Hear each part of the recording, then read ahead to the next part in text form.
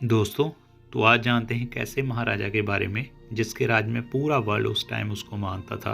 और ये ही नहीं, उसके राज में कोई भी अनपढ़ नहीं था। उनके राज का स्ट्रक्चर और स्टडी लेवल इतना ऊंचा था कि उस समय गरीब से गरीब भी बहुत ज़्यादा पढ़ा लिखा था और हर कोई लिखना पढ़ना जानता था। और उस टाइम कोई भी भूखा नहीं रहता था, हर किसी को उसके हिस्से की रोटी मिलती थी।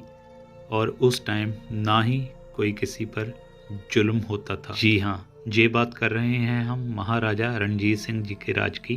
इनका राज शुरू होने से पहले क्या सिचुएशन थी इंडिया की, पाकिस्तान और साथ में जो मुल्क लगते हैं उनकी एरियाज़ की जो वॉर्स होती रहती थी, और कैसे महाराजा रणजीत सिंह जी का राज होंद में आया, आज हम बात करेंगे इसके बारे में। वेलकम बैक गाइस, स्वागत है आपका हमारे इस यूट्यूब चैनल पर। मैं हूं आपका दोस्त, और इसी तरह की और भी वीडियो देखने के लिए चैनल को सब्सक्राइब ज़रूर कर लें और साथ में बेल आइकन को प्रेस करना ना भूलें, ताकि हमारी आने वाली नेक्स्ट वीडियो की जानकारी आप तक जल्दी से जल्दी पहुंच सके। तो चलिए दोस्तों, स्टार्ट करते हैं। यह हम बात कर रहे हैं 18वीं सेंचुरी की। उस टाइम महाराजा रणजीत सिंह जी को 12 अप्रैल 1801 में महाराजा की जो जगह मिली, उस टाइम अफ़गानियों ने इंडिया पर कई बार अटैक किया और एक अफ़गानी रूलर ने इंडिया पर उस टाइम 9 बार अटैक किया और पंजाब और दिल्ली के इलाकों को कई बार लूटा था, क्योंकि उस टाइम अफ़गानियों के पास बहुत पावरफुल आर्मी थी जिनका कब्ज़ा अफ़गानिस्तान के कुछ पहाड़ी इलाकों पर था। उस टाइम शेरे पंजाब महाराजा रणजीत सिंह जी ने इन हमलों को रोका ही नहीं, बल्कि अफ़गानिस्तान के कुछ इलाकों को इंडिया सब कॉन्टिनेंट में भी मिलाया। आपने शेरे पंजाब महाराजा रणजीत सिंह जी का नाम कई बार कहानियों में पढ़ा और फिल्मों में भी सुना होगा। शेरे पंजाब महाराजा रणजीत सिंह उस टाइम के बहुत ही पावरफुल और दयालु राजा बने। तो चलिए अब थोड़ा सा पीछे चलते हैं। सन 1780 में सिख ग्रुप्स, जिसको हम सिख मिसलों के नाम से भी जानते हैं, 1780 को सिख 12 अलग अलग मिसलों में बटे हुए थे। उनकी प्रॉपर कॉन्फ़िगरेशन सरकार थी।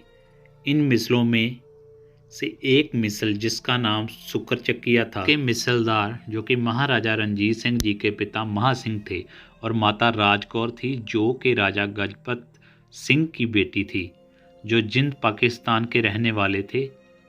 उनके जहां रणजीत सिंह जी का जन्म हुआ। बचपन में ही रणजीत सिंह जी की किसी बीमारी के कारण बाईं आँख की रोशनी चली गई, पर फिर भी इसकी वजह से उनके साहस और हिम्मत में कोई खाज नहीं आई। उस टाइम महाराजा रणजीत सिंह जी के पिताजी ने महाराजा जी को पढ़ाई के लिए भगू सिंह की धर्मशाला, जो कि गुजरांवाला में थी, वहाँ पर भेजा गुरमुखी पढ़ने के लिए। पर महाराजा रणजीत सिंह जी का जो मन था वो पढ़ाई में कम ही लगता था। 15 साल की उम्र में महाराजा रणजीत सिंह जी की शादी महताब कौर पिता गुरबख्श सिंह माता सदा कौर से करवा दी गई। उस समय वह कन्हैया मिसल के मिसलदार थे, पर उनकी एक से ज़्यादा शादियां हुई है, जिसके बारे में हम अगली और किसी वीडियो में बात करेंगे। फिलहाल के लिए आगे बढ़ते हैं। बदकिस्मती से जब महाराजा रणजीत सिंह जी 12 साल की उम्र में थे, तब उनके पिता गुजर गए, जो कि शुक्रचकिया मिसल के मिसलदार थे। उनके गुजर जाने के बाद रणजीत सिंह जी ने उनकी कमांड संभाली। दोस्तों, सिख धर्म जिनके स्थापक श्री गुरु गोबिंद सिंह जी थे, जिसकी शुरुआत 15वीं सदी के शुरू में हुई। 13 अप्रैल 1699 को श्री गुरु गोबिंद सिंह जी, जो कि सिखों के 10वें गुरु हैं, उन्होंने खंडे बाटे की पहुल तैयार कर सिखों को पिलाकर खालसा पंथ की सिर्जना की, जिसको नाम दिया गया खालसा। दोस्तों, श्री गुरु गोबिंद सिंह जी ने खालसा की सिर्जना इसलिए की क्योंकि उस टाइम गरीबों पर बहुत ही ज़्यादा अत्याचार हो रहे थे। उसके खिलाफ जो है खालसा की सिर्जना की। दोस्तों, खालसा शब्द का अर्थ होता है खालस, प्योर, शुद्ध, जिनका काम ही बुराई को ख़त्म करना है, और मजलूमों की रक्षा के लिए इसकी सिर्जना की गई। 1750 में इंडिया का नॉर्थ वेस्टर्न पार्ट 14 रिलीजियस में बट गया था, जिसमें 12 क्षेत्र में सिख मिसलदार थे, जिनमें से एक था पंजाब। पंजाब का यह नाम पंजाब में बह रही 5 नदियों के नाम पर पड़ा, और पंजाब का आप शब्द उर्दू का एक शब्द है, जिसका मतलब है पानी। उन 5 नदियों के नाम झेलम, झनाब, रावी, सतलुज और ब्यास था। इन नदियों के पानी की वजह से पंजाब में काफ़ी सारी फसलें होती थी। उन फसलों से पैदा हुए अनाज को लेकर इन सिख मिसलों में थोड़ी बहुत ऊंच नीच होती रहती थी। महाराजा रणजीत सिंह, जिन्होंने 5 बड़ी मिसलें, जिनमें से उनकी एक बड़ी मिसल थी और दूसरी जो मिसलें थी उनको अपने साथ मिलाया और अफ़गानिस्तान के ख़िलाफ़ हो गए। दोस्तों, अफ़गानिस्तान कभी इंडिया का ही एक हिस्सा था। अफ़गानिस्तान का काबुल के बाद कंधार उनका दूसरा बड़ा शहर था, जिससे पहले गंधार कहा जाता था। पर जो उसके पहले मुग़ल एम्पायर था वो तो औरंगज़ेब के मरने के बाद बहुत ही कमज़ोर हो चुका था, जिसका फ़ायदा नादिर शाह ने उठाया और अपनी लूटमार शुरू की। उस टाइम नादिर शाह के रूलर बनने पर 1738 में गंधार को अपने कब्जे में ले लिया और उसके बाद शुरू हुआ इंडिया पर हमला। 1739 आते आते नादिर शाह ने पेशावर, करनाल और दिल्ली पर अपना कब्जा कर लिया और वहाँ पर भी लूटमार शुरू की। आप इसका अंदाज़ा इस बात से लगा सकते हैं कि नादिर शाह के वापस पर्सिया जाने तक उन्होंने जाकर 3 साल का टैक्स जो है वो माफ़ कर दिया। तो सोच लो कितना पैसा लूट के ले गया नादिर शाह यहाँ से। दोस्तों, अफ़गानिस्तान का पहला हमला नादिर शाह के बाद बनने वाले सुल्तान अहमद शाह दुरानी ने किया था। 1748 में दुरानी ने लाहौर को अपने कब्जे में ले लिया। उसके बाद दुरानी इंडिया को लूटने के लिए आगे बढ़ा। उस टाइम सिख मिसलों ने उन पर नज़र तो रखी, पर किसी कारणों की वजह से वह हार गए।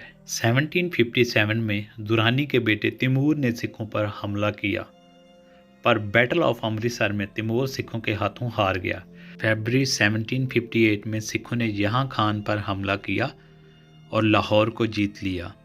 1766 में दुरानी ने फिर से लाहौर पर हमला किया और फिर से वापस पा लिया और बाद में इंडिया की तरफ बढ़ने लगा। अमृतसर पहुंचकर दुरानी ने वहां बहुत ज़्यादा लूट मार की और हाहाकार मचा दी और बहुत ज़्यादा कत्लेआम किया।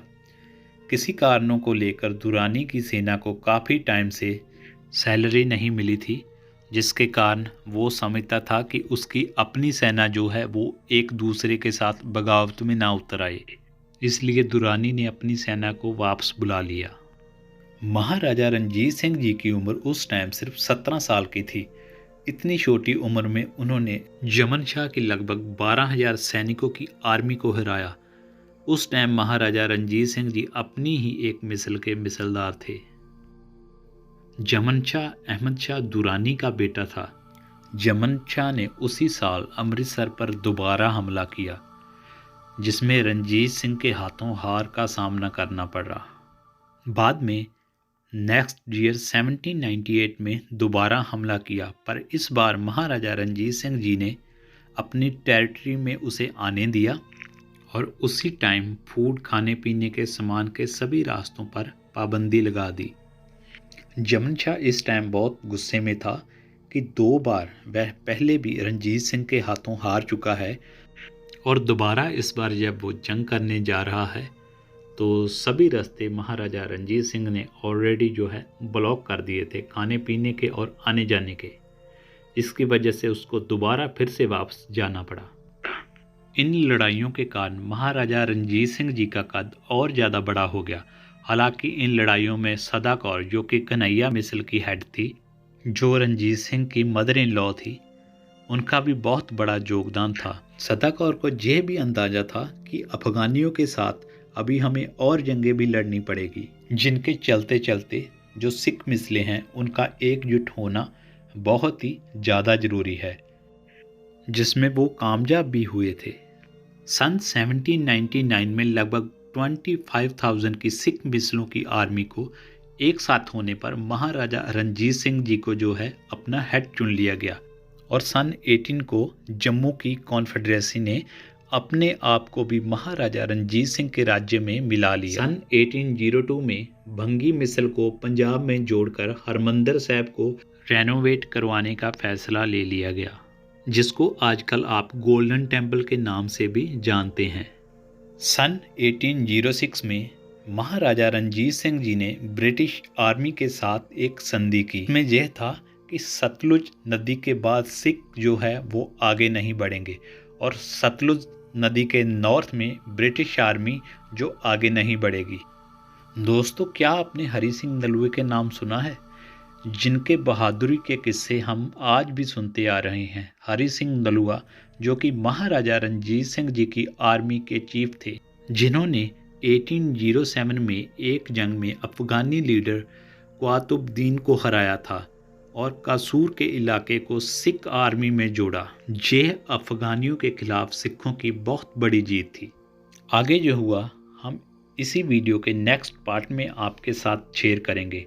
अगर आपको ये वीडियो पसंद आई तो कमेंट ज़रूर करना। अगर आपका कोई क्वेश्चन है तो भी कमेंट करना और वीडियो के नेक्स्ट पार्ट के लिए भी हमें ज़रूर कमेंट करना। अगली वीडियो में मिलते हैं। टेक केयर, बाय बाय, धन्यवाद।